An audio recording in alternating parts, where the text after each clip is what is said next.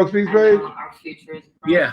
Is that perspective on who we are and who we should be. That is a sign of leadership and is something we should all aspire to be. And that, that brings me to Joe. Joe Biden. One of the reasons that Joe decided to run for president is after Charlottesville, which we talked about earlier.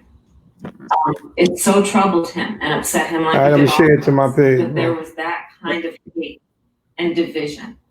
What propelled Joe to run for president was to see that over the course of the last 4 years, what Brecklin described has been happening. Joe has a long-standing reputation of working across the aisle and working in a bipartisan way. And that's what he's going to do as president. Joe Biden has a history of lifting people up and fighting for their dignity. You have to know Joe's story to know that Joe has known pain, he has known suffering, and he has known love. And so, Brecklin, when you think about the future, I do believe the future is bright. And it will be because of your leadership, and it will be because we fight for each person's voice through their vote, and we get engaged in this election because you have the ability through your work and through eventually your vote to determine the future of our country and what its leadership looks like. Thank you, Senator Harris. Thank you, Vice President. All right, man. I'm for being with us tonight. Let's go. We live, my brother. Turn that down, my brother. So what's up, my brother? What's going on? Here we go. Yeah, man. What are you? I'm not. Oh man, I'm gonna tell you something. Before we even get started, did Pence even answer any question that was asked? Dude, I counted after I'm like, what is this? And not only did he not answer any questions, he would go overtime, not answering the questions. Explain that to me. Right. It's crazy because I was writing down the questions, each one of them, so that we could talk about these questions, right, and the answers. And every time I wrote the question down, I wrote by the side of when it was Pence's turn, did they answer the question? So I was like, dude, this guy is, first of all, he's a master manipulator. I mean, he lies with a straight face. Thank you. I mean, the thing about Donald Trump, at least you know when he's lying. He's busted. So, what I'm saying? When he's lying, but with this guy, man, his little the way he talks, the kind of the soft tone in his voice. I mean, you can kind of if you wasn't clear about this administration and the nonsense that they do, that's right, the foolishness that you will probably fall into the trap that this guy is actually telling the truth. And so I agree with you. I wrote that down on every answer. Like, he did not answer the question. There was one question about climate change. He's talking about Iraq. I'm like, Iraq? Can you answer a question about climate change? Iraq. But here's the thing that got me that's even more disturbing, because you're absolutely correct. Basically, they used the same strategy as last week, which was the rules don't matter, right? So the lady would say 2 minutes uninterrupted, and he was always interrupting her. And the only thing is a slightly cleaner act than Trump last week, right? Because he was mowing down through the 2 minutes, and then she was like, "Thank you, Miss." But I think her statement was, "You have 2 minutes." He would just go on, "Thank you, Mr. Vice President," and he would still go on for another 45 seconds, a minute. And so she never actually got control of this debate. They didn't care. But the more dangerous part was almost all of the right-wing conservative talking points and conspiracy theories. He managed to get that. Everyone from the secret Spygate mysteries to all the other, it was a coup. I mean, I've been watching Trump's, and my challenge is, obviously Kamala was there. She was told to highlight Joe, right? And she didn't really sort of checkmate him on any of the conspiracy theories and talking points on it. And I think that was a missed opportunity. Well, that was the problem here too, right? And so that's what I kept on writing on her when it was her chance, like she's missing opportunities here to correct this guy, or she's not being forceful in her corrections, or she missed opportunities, right? Especially when he said about how China was China wasn't honest. They didn't play it straight with the American people, right? And so in February, he knew in January. Right, he didn't play it straight to the American people. So I'm sitting up here like, where's her prosecutor skills? Like, where you're supposed to have quick thought. He said, stop playing politics with people's lives. Right, that's all I'm doing. You stop right there. Stop playing politics with people's lives. Oh my goodness. They trying to change FDA rules. You got FDA rules to pass a vaccine before the election to turn around here and try to get votes with a vaccine. What is more politics than that? And she could not turn around here and be swift enough to say that. And so I got to be honest with you, man. I know those that support the Biden ticket going to say she won, and Trump people going to say they won. To me, it was a wash. I mean, I think I seen one good comeback on her, and that was the even when it came to the medical insurance, I thought that he completely didn't answer that question about pre-existing conditions. Right, that's right. He skipped that part. Right. But he actually changed the question, and instead of her saying to him, "You don't get to ask the questions. The moderator gets to ask the questions here." You know what I'm saying? She answered his question, and what's crazy about it, because that's something Joe Biden didn't do with Donald Trump. He was clear that he did not answer Donald Trump's question. He just kept on answering the question that the moderator had gave in the debate. Whereas though Kamala Harris fell into the trap of actually responding to a question that he didn't. That wasn't what was asked. How did you go from pre-existing conditions, or your plan, your lack of plan for pre-existing conditions, to packing the court, and then you responded to the question of packing the court, and it just, to me, just was a wasted opportunity. I just thought you wonder. See, me and you, we watch a lot of politics and we understand this, so we understood what was going on. But I wonder if the ordinary person out there caught on to that, noticed that sort of behavior. Because I suspect, between sort of the fake court packing idea and all of the election stuff, I mean, I don't. And the only time she really even forcefully said was, "I'm speaking." Right. But she should have done that multiple times on multiple occasions. She didn't use that tactic enough. So, look, you're right. The people that were in favor of Biden Harris are going to say they won, she won. The people in favor of Pence, I can guarantee you, conservative media is going to have a good night tonight, because they're going to play every quote. I already know they already lathered up. They're going to have a good night tonight. But the thing was, is as a prosecutor, I thought she had a lot of openings there that she just didn't take. Like, so for example, he said, he gave her an opportunity. He said Obamacare was a disaster. Right. Now, everywhere in this country, particularly in the 2018 cycle and in this cycle, Republicans are on the defense on this issue. Right. Whatever they seem to think, and everyone knows they don't have a replacement plan. Right. And yet still, she didn't really sort of hammer that home, although she did say, "They're coming after you." That might have been one of her stronger moments. Right, it was. They're coming after you. But I don't think she really sort of made the immediacy. Like, listen, 2 weeks after this election is over, they're going to be in the Supreme Court with this Amy lady, and they're going, "You done."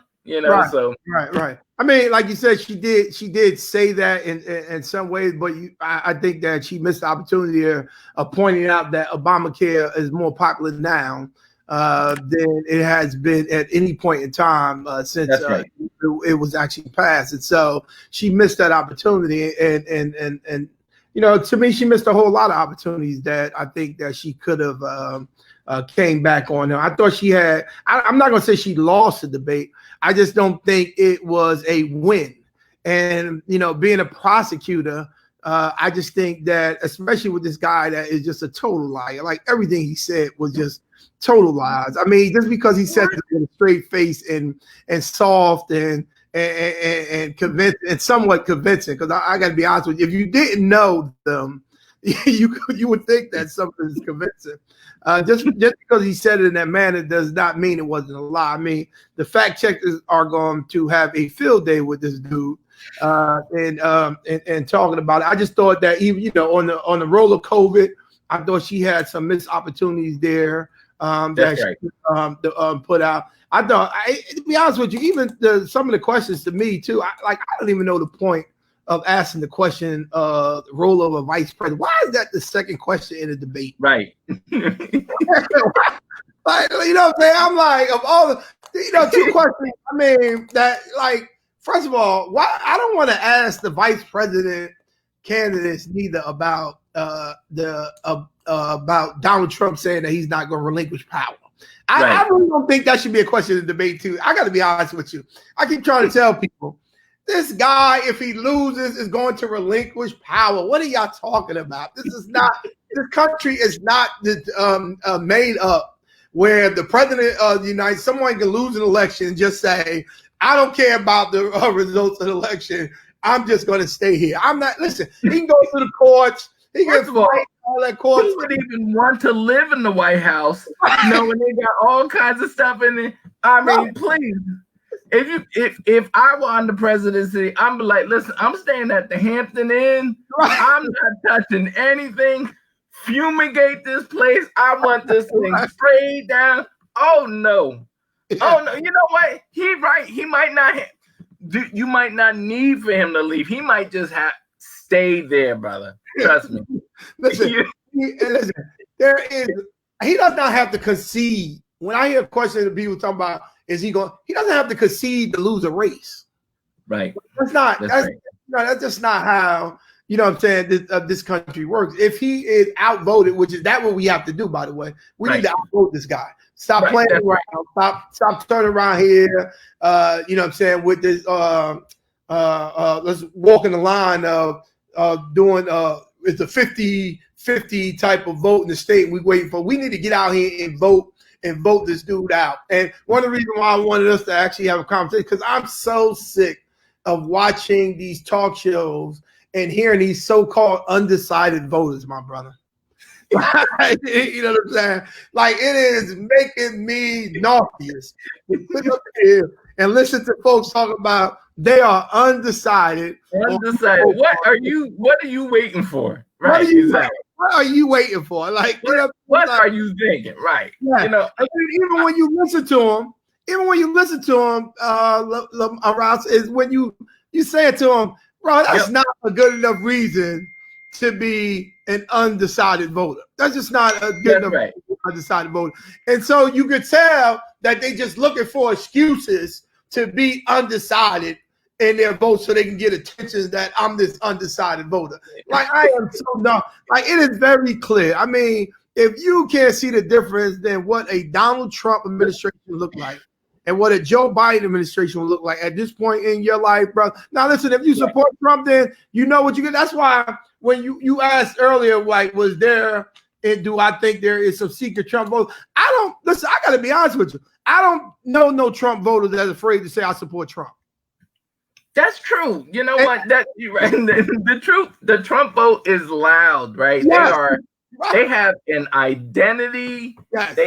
They feel oppressed by other people, so when you say you Trump voter, they enjoy it. But I am suspicious still that when these polls are wrong, they tend to be wrong in favor of overinflating the Democratic vote historically. Whether look, you certainly know that the old Bradley effect, whereby black candidates always overpoll what they usually perform.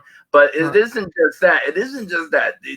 I think I'm as concerned with all of the tricks they're going to try and play in all of these sort of swing states. So you already see sort of the machinations that are going on in Pennsylvania, what they're trying to do, in places like, Wisconsin, where they still sort of control the legislature, even though they don't control the governor's race. So that does give me concern. The problem is Joe Biden is being graded on the curve. He almost has to win by like 6, 7, 8 points, no question, so that everyone can. And I don't think that's fair. I think if you win by 1 point, that should be enough. But now, he didn't set the stage that if it's close, they're gonna, because you already know they're gonna try and throw out as many mail-in ballots as possible, as wherever they have control, And so that's why I don't like when I see a poll like South Carolina's close. I already know the South Carolina Republicans are gonna knock off 3-4%. That kind of stuff makes me. Well, same thing like with Texas. That's why when I hear these things like when they say Georgia's closed, Texas closed, South Carolina is closed. I agree with you. If it's closed, they're gonna steal at least 2, 3. That's right. They can find 2%. Yeah, they definitely can do it. They can pretty much predict between what areas they'll throw out more absentee ballots or more mail-in ballots. Right. They've got this down to a science. That's right. They got it to a science on. They've had it to a science long before the Democrats, because they learned how to gerrymander this country.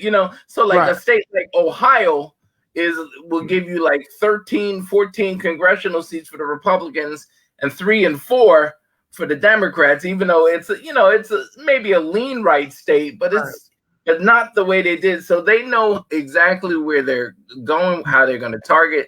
And so that I think that's the concern on my part. Yeah, right. That's the concern on mine too, because I really don't think that they're the only hitting Trump votes that I may think that there are out there is if there are in the ethnic group, like an African American group. You know what I'm saying? I don't believe like white America. I don't believe there's no white America that supports Trump that's afraid to say I support Trump. Okay. I just don't believe that. Like you said, I think they're loud. You know what I'm saying? They're very loud, and they tend to be in areas where there are overwhelmingly Trump supporters. So extraordinarily loud. You know what I'm saying? But now when you get into urban areas, you may have a few that's on the peripheral of the suburban areas that, you know what I'm saying, they may, but it's just not enough of them though. Right. To, that kind of offset. Like get 40% in Carney. Right. Right. Exactly. It's just not enough of that. In Belleville, something like that, right? Right. Exactly. You may go into Belleville and you got some, some hitting Trump vote there, or Carney, like you said, but that's just not enough to overtake what the Biden vote is going to be in the state of New Jersey. I don't. I do think that there may be some hitting Trump vote in the African American community. I got to be honest with you. I keep thinking amongst black males. Right. I've seen that's what's fascinating about the polling is that Trump may be one of the few politicians that splits black male and black female voters in a different way, because consistently black female numbers are like 10%, 8, 7, 6, that kind of that. But yet African American male numbers are like 15, 20, 22. And I'm like, and those are you start getting to top out numbers. And I'm like, what is that? So I don't know if that's because. So what do you think? Why do you think that is? Years with rap music all these years, I don't know. But you know what? That is an effect. So we can't dismiss that as a reasoning, because I do believe that part of that is that you're right. They've utilized him so much in our culture and our music as set him as this as an example of new money. Right. They used him as someone to mimic. You know what I'm saying? In our culture, in our music. And so, you get to a point where you start hearing these cats, they got Trump in their videos. Some of them even had Trump in their videos in their music. And so now you're saying that he's this bad guy, but all along you got these rappers that was making these rhymes that pretty much said, I want to be like Trump. Right. You know what I'm saying? He's talking about staying in the Trump Tower. You know what I mean? Right. So I don't think you could be dismissive of that impact. I think that has an impact as far as the black male vote. In addition to, you know what I'm saying, I think the black male probably agree because I think some of the things he speak about, especially when he talk about jobs going overseas, have impacted the black male a lot. You know what I'm saying? So, that's right. You know, and so there are some things that I think that he says that the black male said, well, you're right, because I can't get those jobs now. You know what I'm saying? And they over in China. You know what I'm saying? And so, or when you hear people, especially in the Democratic Party, that says there are people that's immigrants are working jobs that we don't no longer do. Whereas though you listen to black men, they'll tell you what I don't understand. Nobody offered me that job to do. That's right. That I wasn't doing. So what are you talking about? Like, but we have, you know what I'm saying? So you have that disparity, and Trump plays on that. And he know that exists, by the way. That's right. That's right. And there's no real conversations around that. And so I think that there is a bit of attraction to black males have to Donald Trump. And I think there is a hidden vote when it comes to that. It's the reason why when he ran in 2016, I told folks he could win.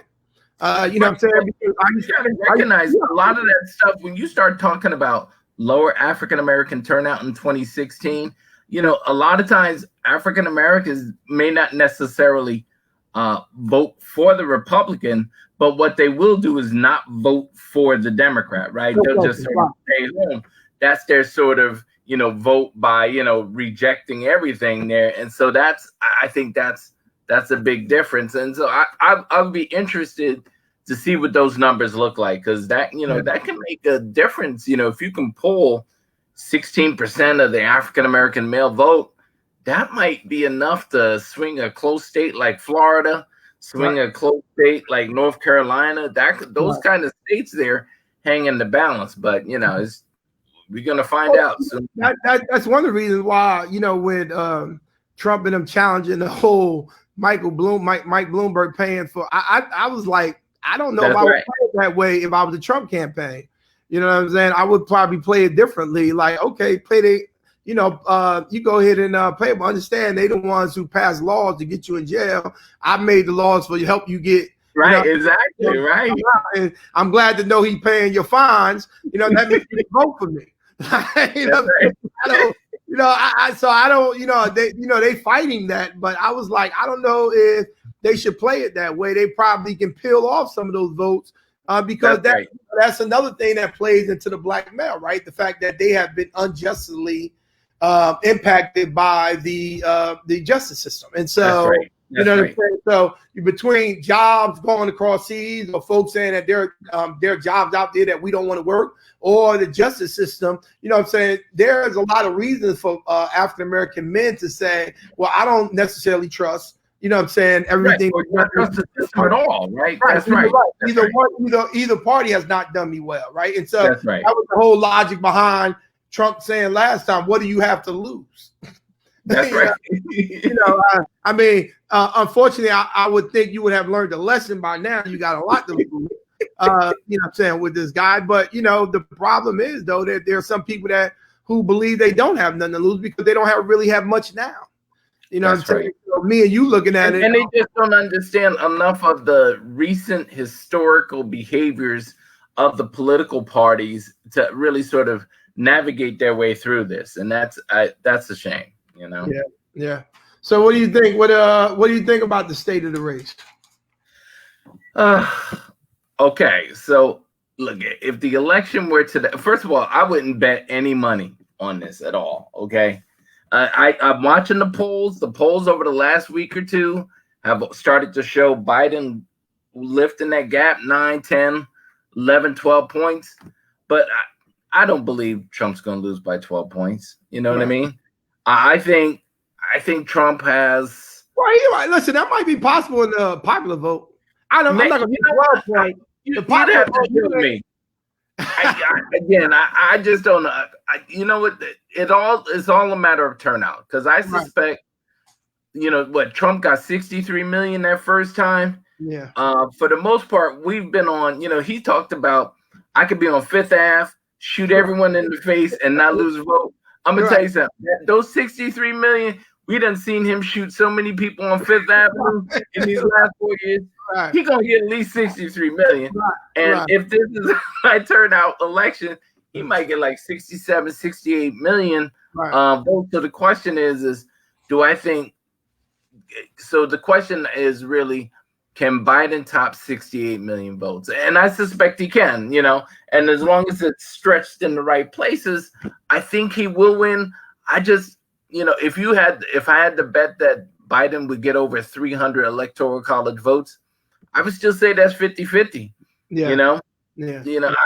I think certain states might be closer than you think. Wisconsin might be closer than you think. I think Michigan might be closer than you think. I agree with you. Right. The state of the race is, I think Biden's winning, but I was sitting there on 2016. I went to the bank. I looked at all the pundits telling me Hillary Clinton's going to win. Yeah. That didn't turn out. I see. The problem I think is I don't think Trump's going to hold Pennsylvania this time. You know what I'm saying? I think that I think that he Biden. And that's the big one. If he loses Pennsylvania, he probably loses the election. Yeah. Right? I just don't think he can hold it this time. I think that the African Americans in the Philadelphia area is probably going to come out in droves. You're going to have those Americans that come out in the urban. It's just not going to be enough for rural votes to overcome that. That's the reason why they're focusing on Philadelphia right now, and have the conspiracies about, they won't let us in the poll. They don't want to do poll watchers. They got something going on, because he wanted to count those votes, because those votes, they're not going to. A big part of the Pennsylvania laws was the fact that Philly didn't turn out. Right. That's right. If Philly turns out, he cannot win Pennsylvania. It's just not. Right. It's just not doable. And I just think that Philly's going to turn out this time, right? And so I don't think he can hold that. I think he's definitely going to lose Virginia again. I think he knows right now he's losing Virginia. That's a goner. The issue is he's playing defense on so many states, and he done burned through a lot of cash. So he got to play. He got to waste time in Texas. He's got to waste time in North Carolina. Yeah. He's got to waste time in Georgia. I think Biden's gonna pick up Arizona. Yeah, I think he's gonna lose Arizona. But he's trying to hold Arizona, and then now he's just trying to find a state somewhere else, like Nevada. I mean, he's just throwing things at the wall. There's no way he's picking up Nevada. Yeah, I think places like Florida, North Carolina. You know what I'm saying? Although they saying Biden's up, I still think that they lean. Because I'm like you, they can find and steal 2%. You know what I'm saying? 3%. Yes, they can. You know what I'm saying? They control the legislatures. They control the governor's office.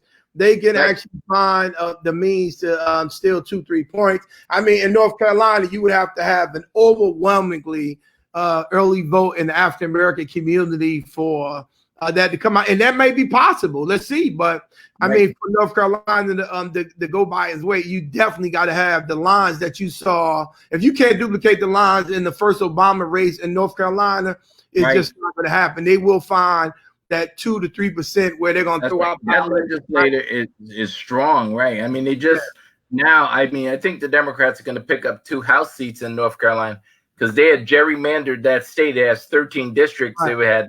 It had 10 Republicans and I think 3 Democrats, but then they had to give up 2 districts. So they'll pick up a couple of districts. But other than that, and then, of course, you got all kinds. There's some upheaval in that North Carolina Senate race, which is going to cause some trouble, too. So we'll see how that turns out. Yeah. What are you talking about, the South Carolina Senate race or the the North Carolina race? The guy got caught texting some girlfriend. He's getting ready to win. Yeah, right. You up 10 points. All you got to do is just smile, wave. And the other dude got COVID, right? Your opponent got COVID. It's 3-4 weeks. All you got to do is say, hi, my name's Cal. Vote for me. Hi, my name's Cal. You getting caught texting some girlfriend. Come on, man. Where's your discipline? Yeah. Where's your discipline? Yeah. Now, the South Carolina race, I'm one of those, Jamie's run a great race. Yeah, I actually like him too, man. He's definitely, the whole plexiglass stunt. Yeah, that was good.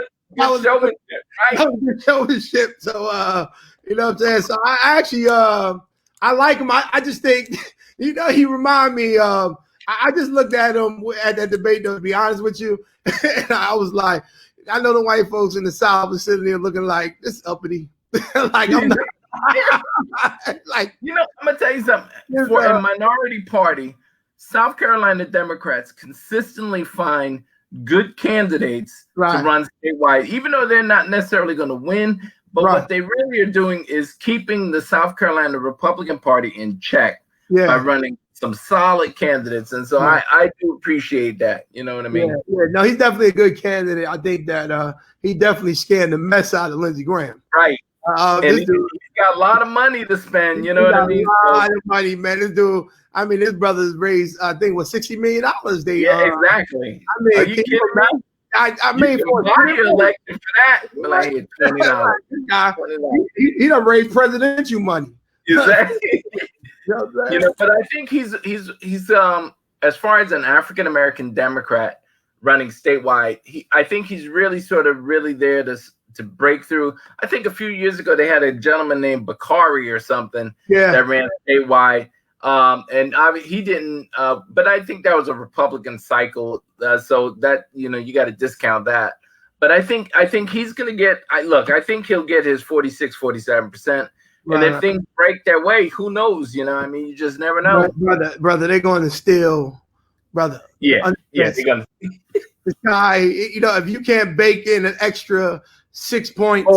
Right. You can't make an extra 6 points, brother. They're going to steal 3 of them, brother. You got, at minimum, you need to be ahead by 6. Let them steal 3, and That's right.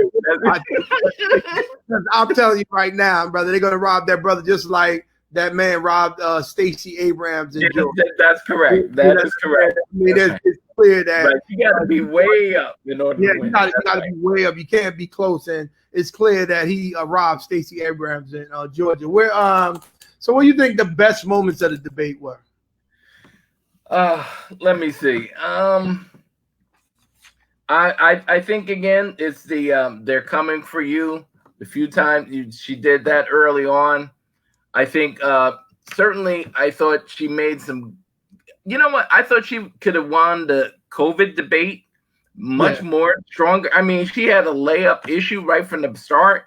Yeah, and she called it a failure, but I didn't think she really hit home the numbers and just sort of the rhetoric that Trump. So I think I'm mostly what I remember mostly from the debate weren't so much the high moments, but the sort of missed opportunities on Kamala's part and the ability of Pence to sort of get into the system all of the sort of thought patterns of conservative media today. And so those two things are going to be things you're going to have to swat down in the next debate, assuming there will be a next debate. Because I'm going to tell you something, if Trump is still shedding virus, you know what I mean? Nah, man, you can stay home. And but I think definitely the people, the certain defense people will be very happy. Now, having said that, I suspect the polls, when they come out, the objective polls are going to probably say Kamala won. But I think that's part of the bias going into the election and the people watching it that have their own candidates. And actually, if it does show that Kamala won the debate by 10, 15%, that would be much more of an indicator, in my view, that there's really sort of a Biden sort of sensitivity to right. So I think that would be interesting to see how those polls look. Yeah, I agree. I agree. If the poll is closer, where it says that by 51% people Kamala won, then But if folks, I agree with you. If they go to like 60, 65, then then there is movement out there for Biden going in that direction, because I just don't think I'm not saying that she lost the race, the debate tonight. I just think it was a wash, only because there was so many missed opportunities that she did have in there. She did say a few things that I thought was good, but I'm not. See, folks get excited. The average voter may get excited about these one line, saying quick, smarty answers that You know what I'm saying? Like, Penn said, you get your facts, but you can, right. And somebody line. I know you're not talking about facts. I mean, like, Kamala was supposed to be like, brother, I know you're not schooling nobody on facts at a debate. Like, it took her too long. I'll give you to get to the facts.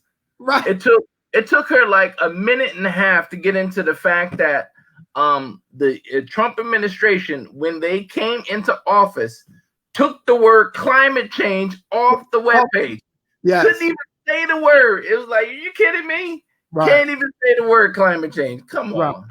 Right. And then they took science off. Science off, right. You know what I'm saying? So she didn't even go into Trump saying we need to sweep the forest, with like a broom or something. Right. This is stuff. I mean, but the deal was he just had, like I said, there was too many missed opportunities that she had that she could have said as a backdrop. And as a prosecutor, I would have thought she would have been much more swifter. But it seems like the problem. I thought what she did was overthink what she practiced. Right. When, to be honest with you, she was supposed to go in there as a prosecutor. Right. And, I think they over prepped her. Where they didn't want her to come off mean, they didn't want to come off, what I'm saying? Right. I think that if she would actually came in there as she was in a courtroom and she was going against a defense attorney, right. And was trying to prove admitting all their crimes. right.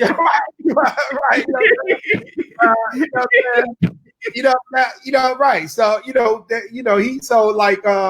I thought that if she would have did those type of things, then, she would have been it would have been much more clearer that she wanted to make. I mean, when I look at my feed, like I don't get caught in the bubble. I look at my feed and I see I got a lot of Biden supporters on there. Right. So naturally everybody, she kicking his butt. And I'm sitting out there like, what debate is they watching? Right. But not just, I want to see the calculation of how much time each spoke, because it felt like Pence must have been at least 8 to 10 minutes more in total time, because he was just going through them like, is this an infomercial? No question.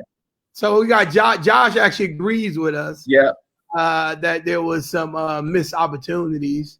We got to get Josh on this show the next time. We got to get Josh on the show next time. We got to get Josh on the show the next time we do this. Yeah, we definitely got to get him on. He could actually come on tonight if he wanted to. We could have sent him the link. But the pre-existing condition, he didn't answer. He's right. He didn't answer the question. He didn't answer any questions. You know what I'm saying? He didn't answer the question. There was no, I mean, he went directly to a question. But once again, like I said, she fell in the trap, though. But not just that. Here's the thing. He didn't answer the question, but the moderator wasn't doing any follow-ups. Well, he's just like, we're just going to we'll be here all night trying to get an answer to this. Yeah, well, you know what I'm saying? I don't, these moderators, and you know what will get me, because she did the same thing that Chris Wallace did when she did the explanation of the rules. Right. Like, this guy cares about following some rules. You know what I'm saying? Right. So, I mean, they can't even wear a mask. You know what I mean? In a pandemic. Right. They not worried about no rules. You kidding me? These people don't care about rule. And let's be very clear. My man got a red eye. You see that red eye he had on? Listen, he was there. Like you see that final scene from Terminator 1? Right. My man was like just a robot and got the red eye. Right. That's what it looked like. Right. Listen, like, he had one mission there tonight, and that was it's crazy because she came in there with her prep, right?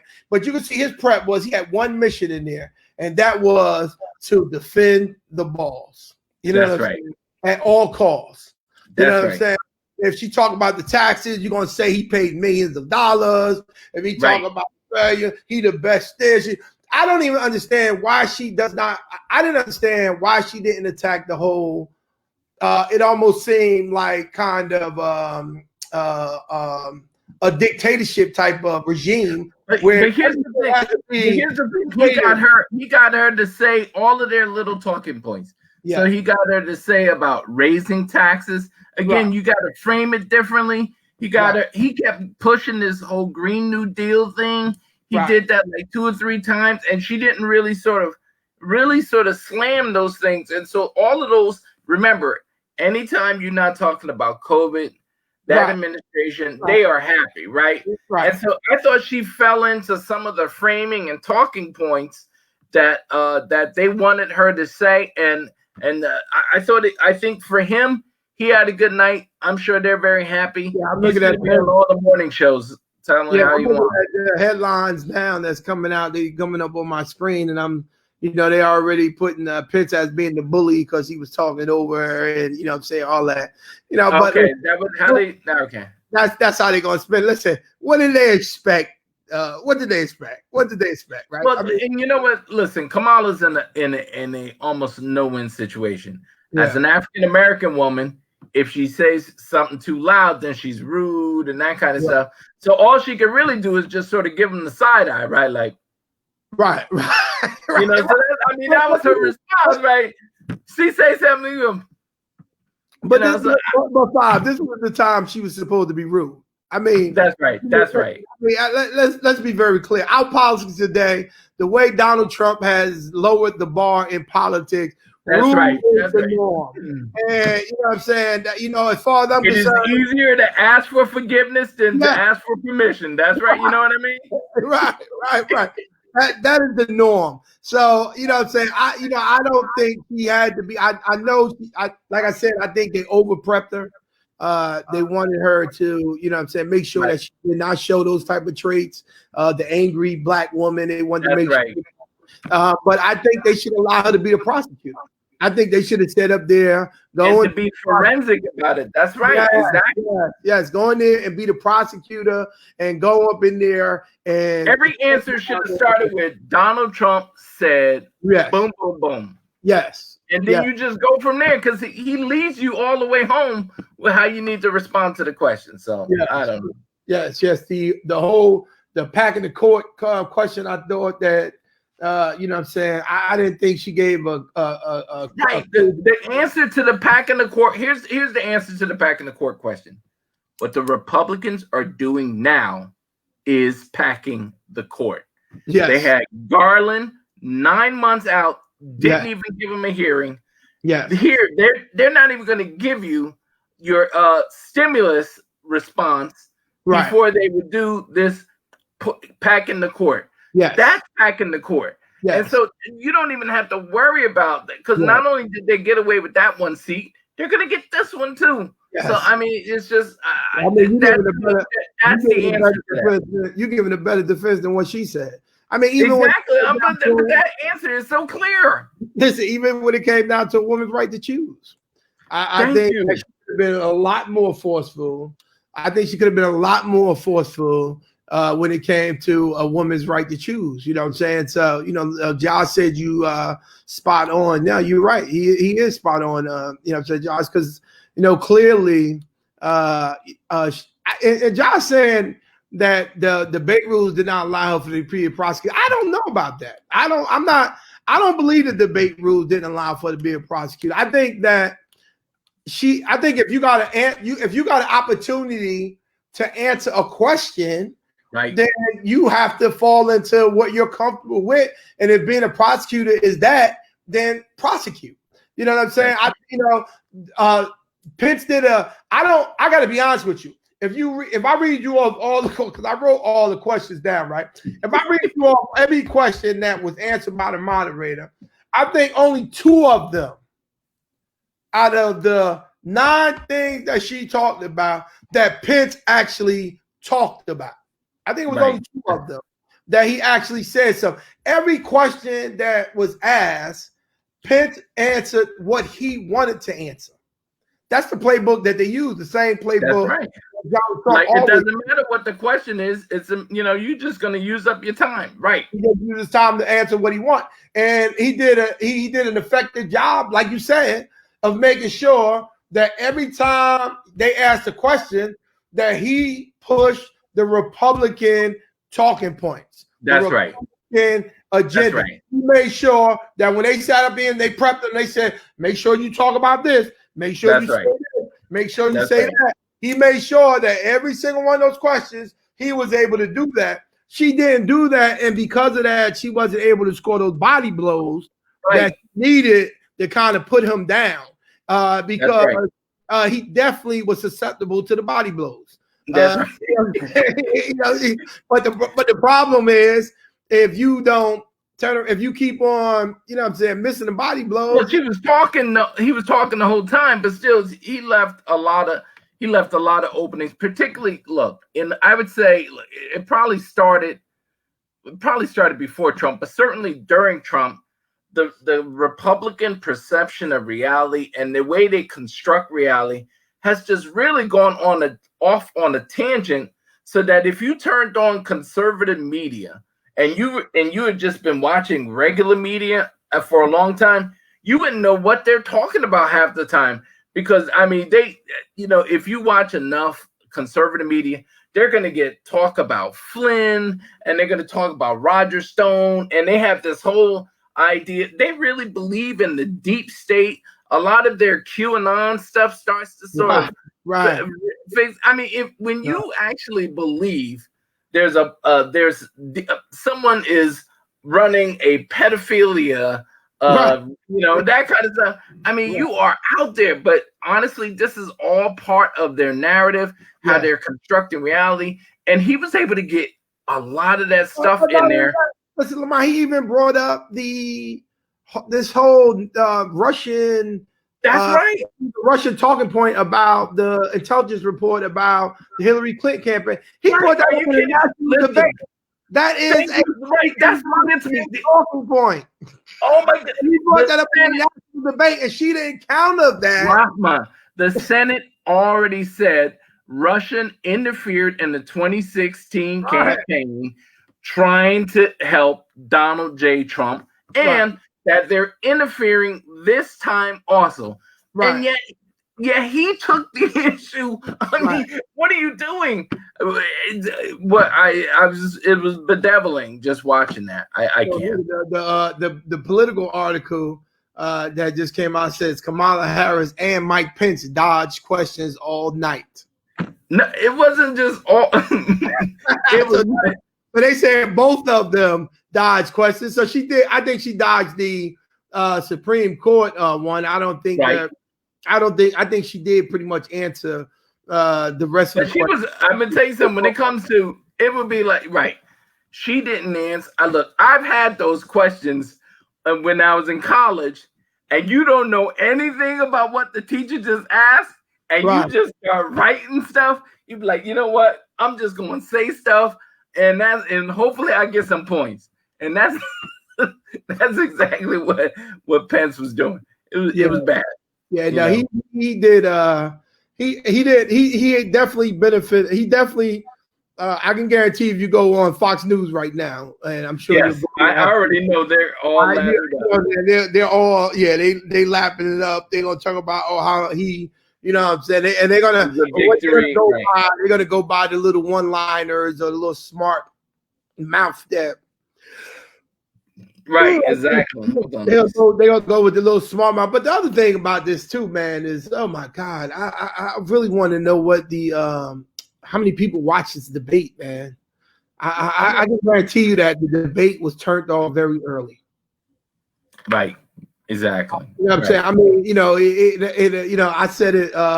Maybe 40 million. I mean, 70 million watched the presidential debate. Yeah, I don't. First one, maybe 40 million. Yeah, I'd be curious to know, man. But I can guarantee you that whatever started watching it, I can bet you any amount of money that during the debate, they turned it off. You know what I'm saying? Very quick, man. They turned it off very quick. John said Harris is best when she's on stage and can ask probing questions of who she is debating, not being allowed tonight. I mean, I give her that. But I still think though, as a prosecutor, I think you have to be a little bit more quicker on your feet. You know what I'm saying? I'm telling you, that's how I was as a union leader. You know what I'm saying? I wasn't a prosecutor, right? There are a lot of times I prepared for hearings that when I got to the hearings, I used the managers and what the prosecutor at the time, what they were saying against them to win the case. You know what I'm saying? So and I didn't prepare for it. I didn't know what they were gonna say. I just came there thinking this is the strategy that I'm gonna utilize, this is what I'm gonna say in the hearing, this is how I'm gonna win the case. And then once they start opening their mouth and I start seeing they were digging holes, I just turned the whole argument against them. And so I think that you can be prepared for a debate and people can give you a playbook. She's on what folks got to also understand is Kamala Harris was stronger in the primary because she was running. She was actually running. She felt that she didn't. It was easier for her to take much more risk. As the vice president candidate, she probably didn't think she could take as many risks. Right. Her job was to be forgotten within 72 hours, and don't make any mistakes, so that And she's successful at that, by the way.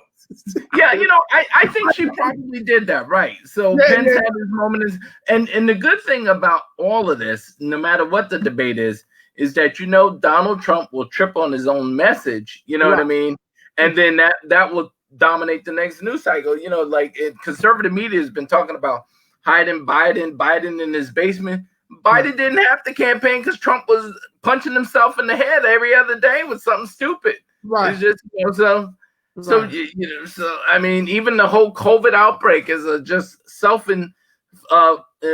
inflicted wounds. So Yeah, this whole COVID thing, man. Did you hear this guy today, man, say it was a blessing from God? Yeah, exactly. I mean, but I'm gonna tell you that. But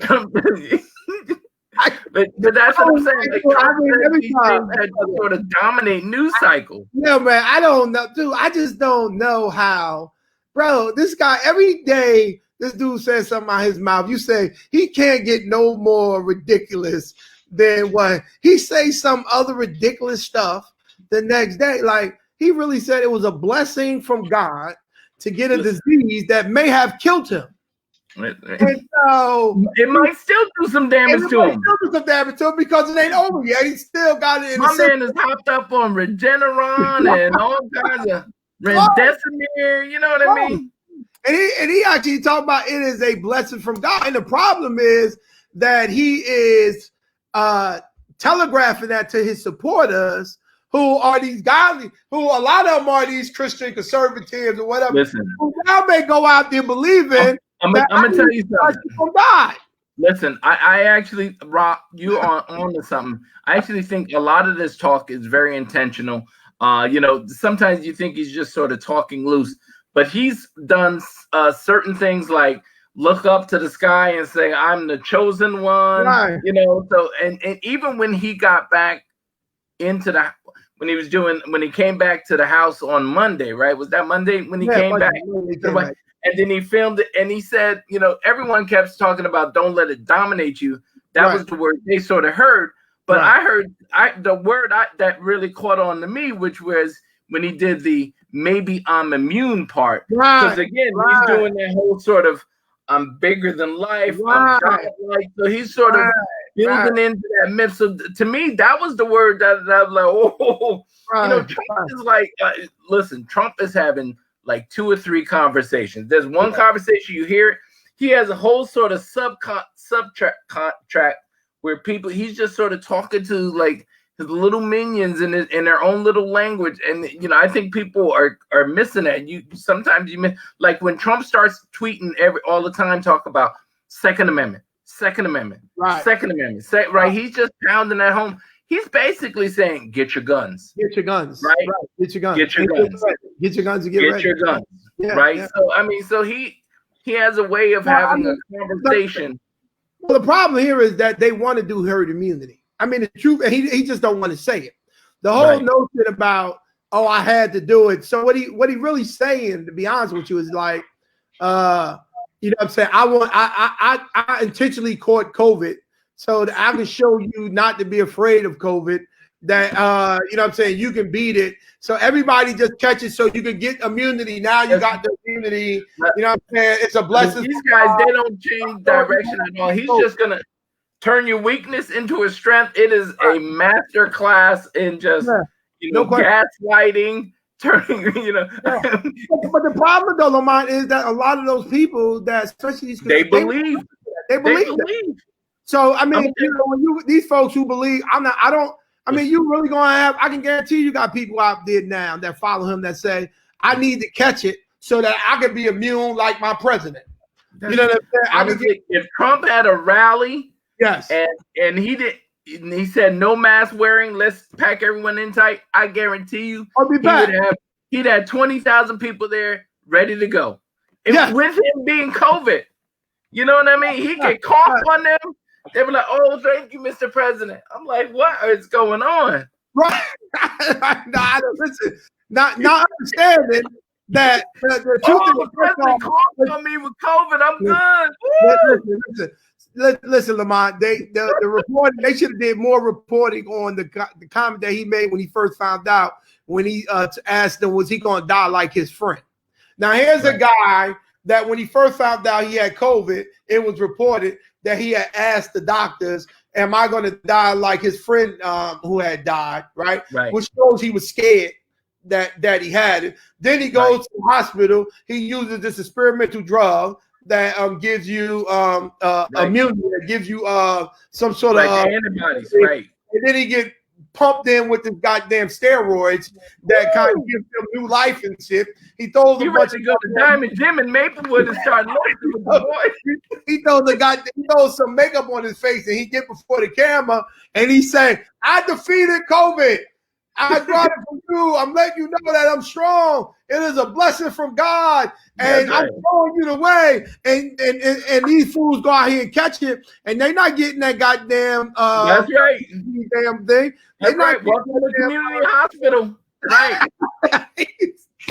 You gonna get some ibuprofen? Welcome to the waiting room at community hospital. You know what I'm saying? Where everybody out there dying. You'll be in the hallway, right? Freezing underneath that little thin blanket they give you. You're like, ooh. Yeah, of course. You know good and well they got this dude strapped up at night. And listen, not only at night, in the daytime too, with an IV and all types of other stuff to make sure that he's doing well. But he's not saying that to the folks. He coming out for his little 5-minute segments on the video or his little photo op. And he's saying, look at strong Trump. Go out there, catch the disease, take a risk. I showed you the path on how to beat it. You can do it. This is God's way of telling us to be strong. And you know what? More of these cats more people going to die in this country because of his irresponsible damn behavior. And Kamala should have killed them on that tonight. Right. I'm going to tell you something. I'm being serious here for a second. There are people in the graveyard today that should be alive today. Yes. Because they listen to conservative media and believe the hype.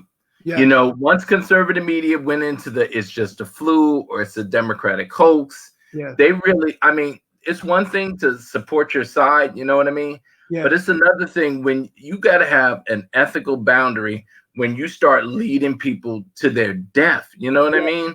Yeah. And that's just at some point you got to say, hey, that's a bridge too far. But right now, the conservative movement is so wrapped up into winning this election. Yes, they just don't care. You know what I mean?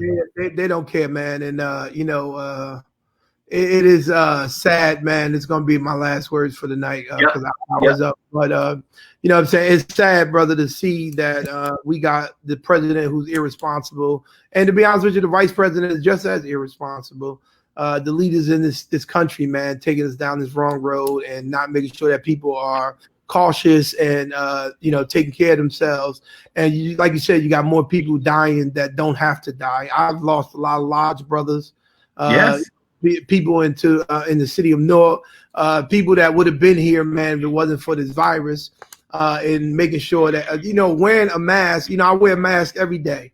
You know what I'm saying? And and I wear it for others. Like I said, I think I caught it last year when I came back from Dubai. But doesn't matter. I still wear my mask. I wear my mask and I wear it, to protect others, man, to make sure that if I'm a carrier, I don't give it to others. And I think that to be selfish and not wear a mask and not to concern yourself or have empathy for other people that get sick and don't have the care that you have, or be able to get the care that you have. People are afraid to go to doctors right now. You know what I'm saying? And so we have to turn around here and understand, what the plight of Americans is going through, man, with this COVID, and the president has to step up and be more responsible, but he's not. And so it's a waste of our time to either keep on asking this guy to be a responsible human being, because really that's what we ask. Forget being a president, asking him to be a responsible human being and just doing the right thing or saying the right thing and getting people to understand how important it is to wear a mask and to cover up and, socially distance. And I mean, look at the job, and I'm not saying this because he's my boss, but look at the job that Raz has done. That's right. In the city of Newark as it pertains to this. We have a lower infection rate than the state of New Jersey. While the state yesterday had 600 and some cases, new cases, the city of Newark had one. The city of Newark had one.